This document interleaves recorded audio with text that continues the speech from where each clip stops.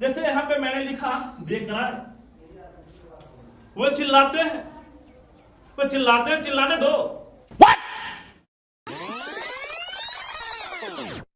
Hello everyone, this is Sunil Singh, आपका अपना YouTube channel English by Sunil sir.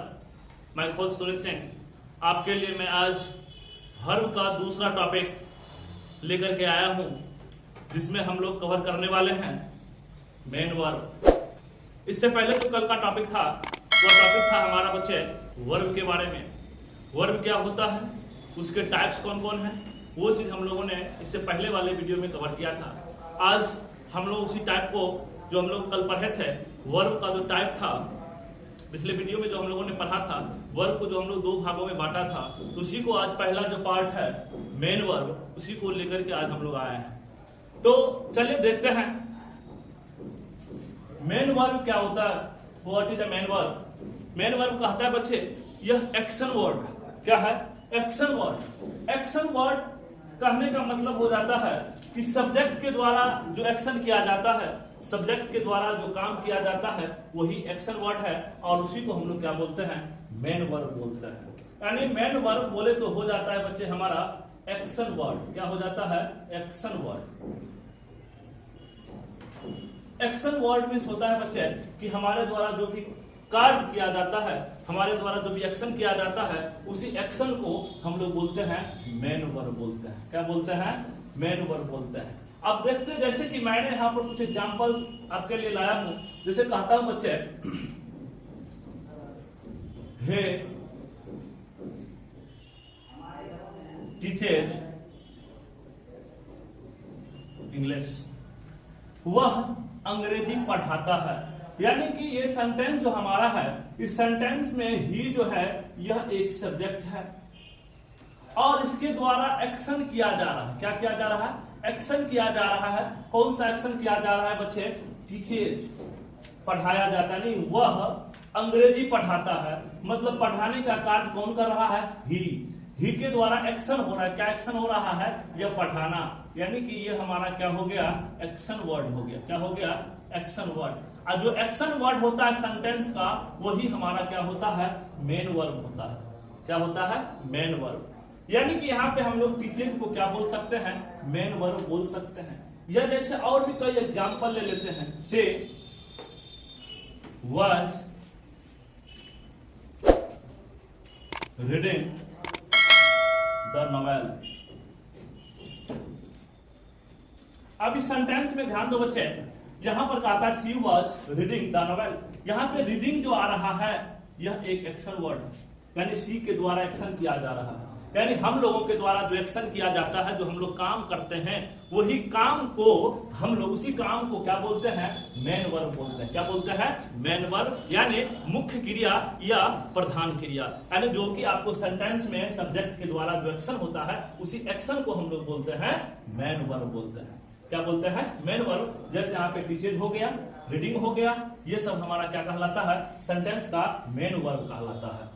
चलिए इसके आगे अब हम लोग देखते हैं मेन वर्ब का टाइप। यानी कि मेन वर्ब को भी दो अलग अलग भागों में बांटा गया है, जिसमें हम लोग आगे पढ़ते हैं कौन कौन सा इसका मेन वर्ब का प्रकार है, उसको भी आगे हम लोग देख लेते हैं।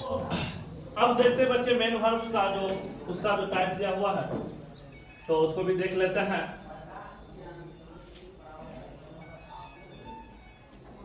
कहता है बच्चे मेन वर्ब को दो भागों में बांटा जाता है, जिसमें एक आता है स्टैटिक वर्ब और दूसरा आता है डायनामिक वर्ब। स्टैटिक वर्ब क्या होता है उसको भी देख लेते हैं, और डायनामिक वर्ब क्या होता है उसको भी देख लेते हैं। साथ जो वर्ब जो है बच्चे स्टेट को डिनोट करता है। किसको डिनोट करता है? स्टेट को। स्टेट मींस होता है अवस्था। हम लोग किस अवस्था में हैं, किस स्थिति में हैं, उसे जो दर्शाता है वह वर्ब होता है हमारा स्टैटिक वर्ब। जैसे आई एम अ टीचर, यानी होने का जो बोध कराता है, अवस्था का जो बोध कराता है, उसी को हम लोग क्या बोलते हैं? Static verb. जैसे इसमें आया बच्चे आई एम अ टीचर, मैं एक शिक्षक हूं, यानी होने का भाव व्यक्त हो रहा है।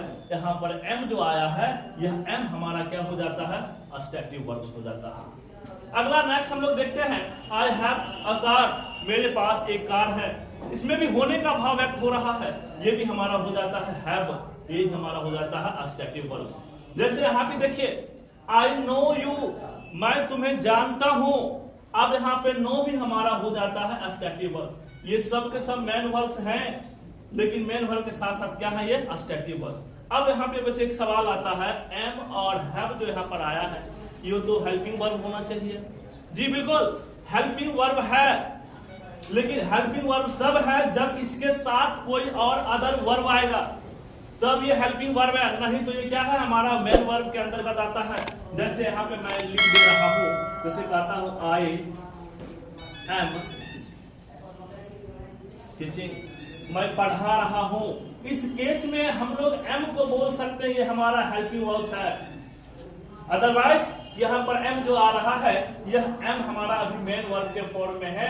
ये हमारा क्या है, स्टैटिक वर्ब है, और जो कि हमें स्टेट को डिनोट करता है। उसी तरह हैव, यदि हैव भी हमारा बच्चे मेन वर्ब के रूप फॉर्म में है यहाँ पर, यदि इसके बाद हम अगर कोई वर्ब का प्रयोग कर लेते हैं, जैसे मैं यहाँ पर कह देता हूं he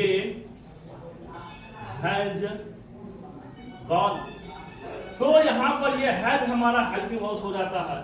अन्यथा ये हमारा क्या है, स्टैटिक वर्ब्स है। क्या है, स्टैटिक वर्ब्स है, यानी वर्ब मेन वर्ब है। आगे हम लोग चलते हैं नो की ओर।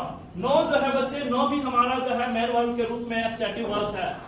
ये हमारा क्योंकि स्टैटिक वर्ब इस कारण से यह है क्योंकि नो यहाँ पर मेरे द्वारा कोई एक्शन तो नहीं किया जा रहा है, मैं तुम्हें जानता हूँ, आई नो यू, मैं तुम्हें जानता हूँ। यहाँ पे मेरे द्वारा एक्शन कहाँ हुआ, कोई एक्शन नहीं हुआ।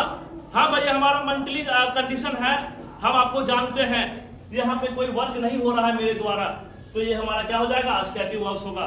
यहाँ पर देखते डायनेमिक वर्ब में कहता डिनोट एक्शन, कहता जो वर्ब एक्शन को डिनोट करता है वो हमारा होता है डायनेमिक वर्ब। जैसे यू रोट अ नॉवेल, आपने एक उपन्यास लिखा, यहाँ पे यू के द्वारा एक्शन हुआ है, यू ने कोई काम किया है। उसी तरह नीचे लिखा हुआ है ही प्लेज क्रिकेट, वह क्रिकेट खेलता है, यानी यहाँ भी क्या हो रहा है, ही के द्वारा काम हो रहा है। कौन सा काम हो रहा है बच्चे, वह खेलता है। तो यहाँ पर आप एक चीज देख लीजिए, नो जो आया यहाँ पे मेरे द्वारा कोई एक्शन हुआ नहीं हुआ। यदि इसी में मैं कहता बच्चे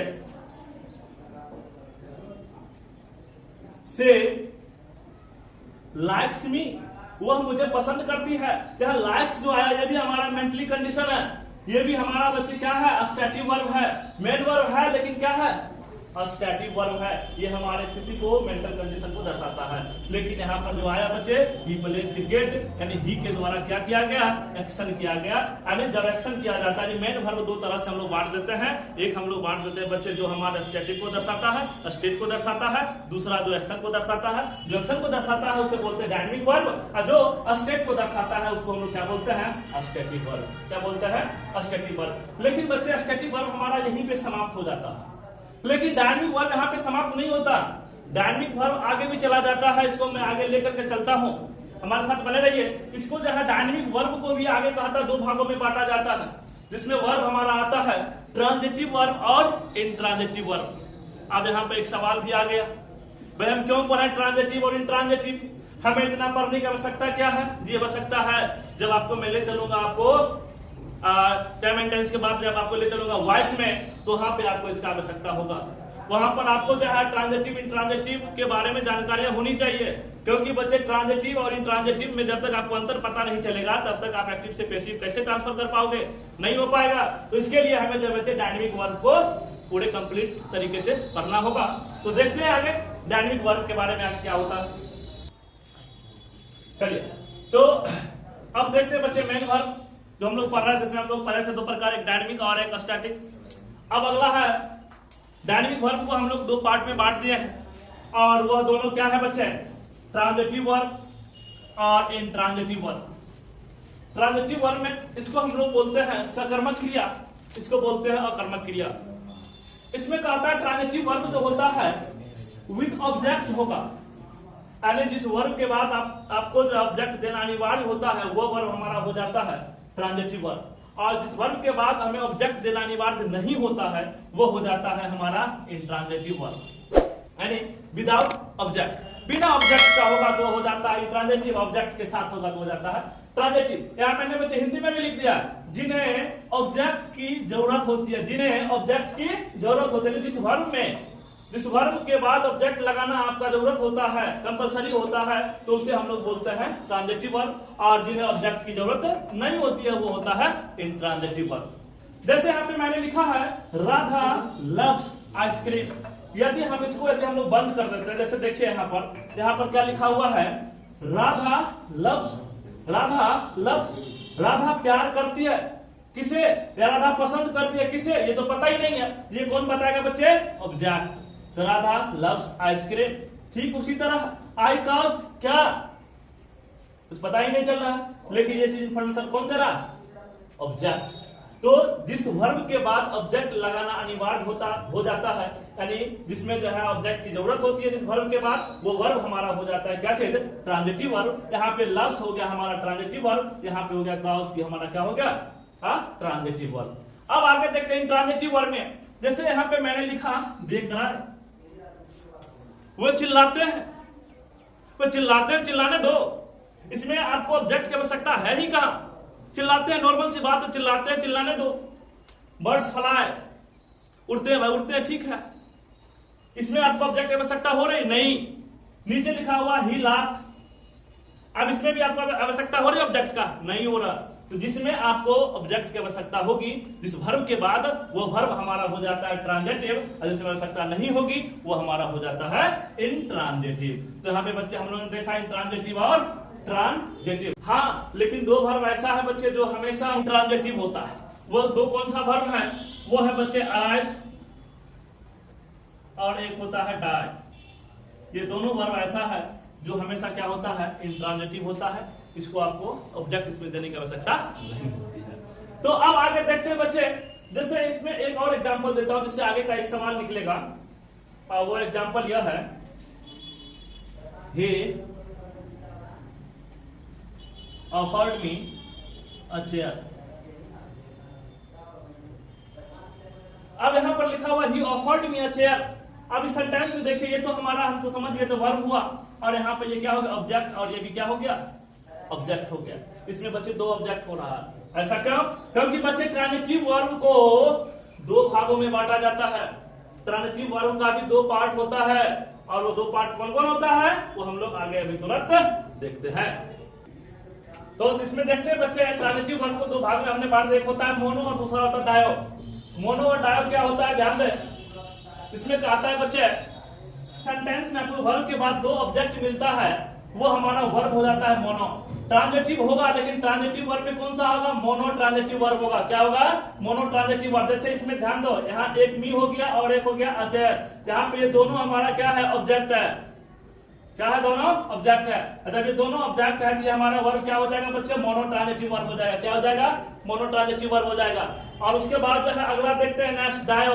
दादा, जिस आपको सेंटेंस में वर्ब के बाद सिंगल ऑब्जेक्ट होगा, एक ऑब्जेक्ट होगा, उस वर्ब को हम लोग क्या बोलेंगे बच्चे, डायो ट्रांजिटिव वर्ब। यानी कि यहाँ पे ये कॉल्ड हो गया, ये कॉल्ड क्या हो गया, डायो ट्रांजिटिव वर्ब। यानी जिसमें दो ऑब्जेक्ट होगा वो हो जाएगा मोनो ट्रांजिटिव वर्ब, और जिसमें वर्ब के बाद एक ऑब्जेक्ट होगा वो हो जाएगा आपको डायो वर्ब। तो बच्चे हमने आज देखा मेन वर्ब को हमने देखा, उसका प्रकार, जो दो प्रकार से हम लोगों ने बांटा था।